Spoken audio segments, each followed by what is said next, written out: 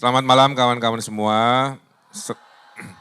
Ada pepatah panjang silaturahmi, panjang rezeki, betul? Mudah-mudahan dengan silaturahmi bisa memanjangkan rezeki kita dengan inspirasi dan cerita-cerita.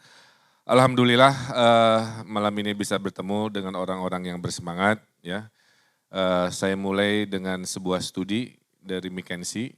Indonesia itu akan jadi ranking 3 negeri terkeren sedunia 2045. Doakan, amin. Ya. Good evening, my friends. There is an old saying, the more you meet people, the more fortune you will have, right? Hopefully, with us being met can bring us fortune with inspiration and stories. Alhamdulillah, this evening I got a chance to meet all of you excited people.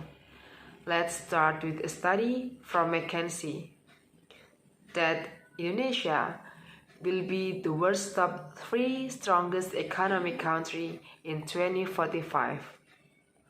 Let us pray on that. Amin. 2045 kamu umur 40 tahun, ya, saya sudah 70 tahun, kira-kira begitu, plus minus ya. Syaratnya 3, nah mudah-mudahan 3 syarat ini kita renungkan. 1, ekonomi jangan kurang dari 5%.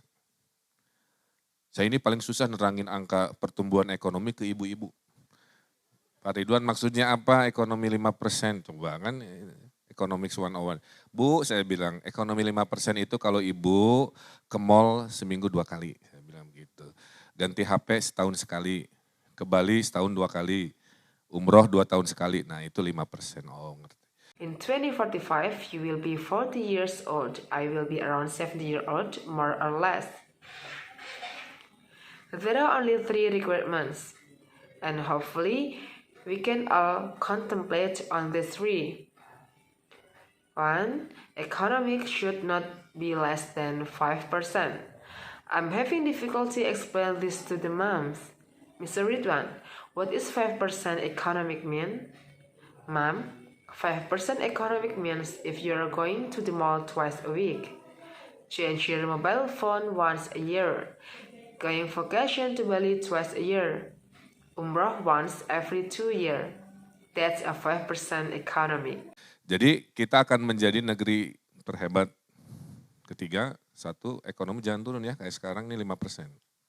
Kedua, pemilihan demokrasi jangan ribut.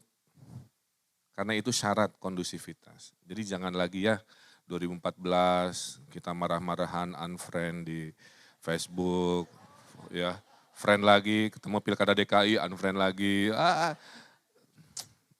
nggak begitu. Nah, kenapa? Karena yang tidak kondusif kapan kerjanya, betul? Yang ngomongin isu, habis waktu. Makanya saya yakin sebagian dari kita udah enek dengan bacaan-bacaan yang ada di seliweran di medsos kan. Nah, So, we will be the world's third greatest country. The first one, economic should not be lower than today's, which is 5%. Second, do not make a call during election times, because that is the requirement for a conducive situation. Kita doakan pergantian presiden, pergantian gubernur, bupati, wali kota lancar. Jadikan demokrasi itu kayak festival ya. Lucu-lucuan aja, senang kan begitu. Maka jangan benci-bencian. Let's just pray for the next president election, the governor election, the mayor election will be smooth sailing. Let's make a democracy similar to festival. Just make it fun and exciting, and let's avoid hatred. Sekarang ini serba online tuh, sampai kebencian pun online. Nah, ada bisnis kebencian online, Sarasen, 75 sepaket. Tuh. 75 juta. Ternyata ada customernya ya. Nah, yang ketiga, nah ini kita menurut studi McKinsey syarat nomor 3-nya adalah jika generasi muda produktif bonus demografi ini kompetitif. Apa definisi kompetitif? Mandiri, bisa bersaing, dikirim ke Singapura bisa bersaing, dikirim ke luar negeri bisa bersaing, bisnis sendiri bisa bersaing, kira-kira begitu. Maka yang diperlukan oleh Anda adalah skill.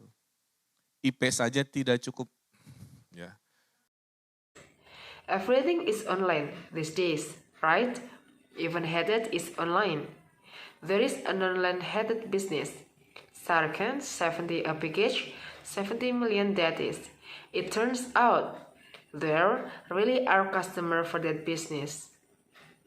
The third one, according to McKinsey study, the third requirement is if this young productive generation, this demography bonus is competitive. What is the definition of competitive? Independent, can compete.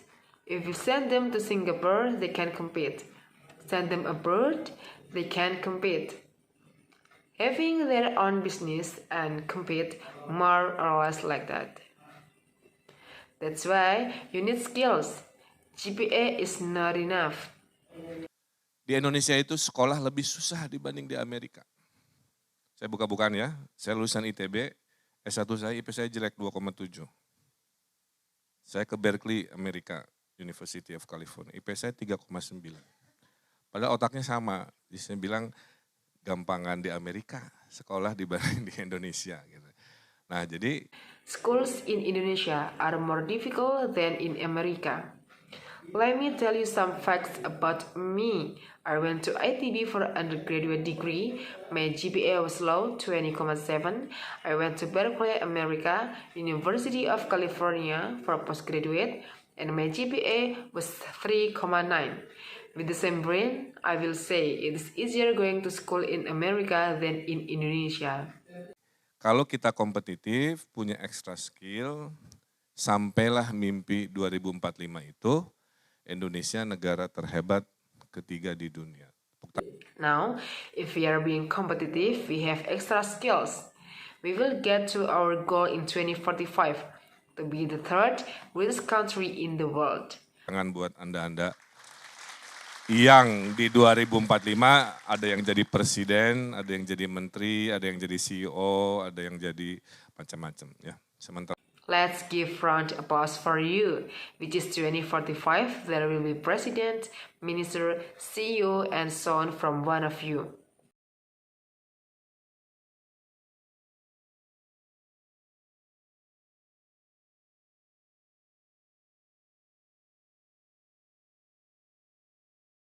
Well, I'm with Mrs. Cinta. We'll be sitting around in the park bench in Bandung.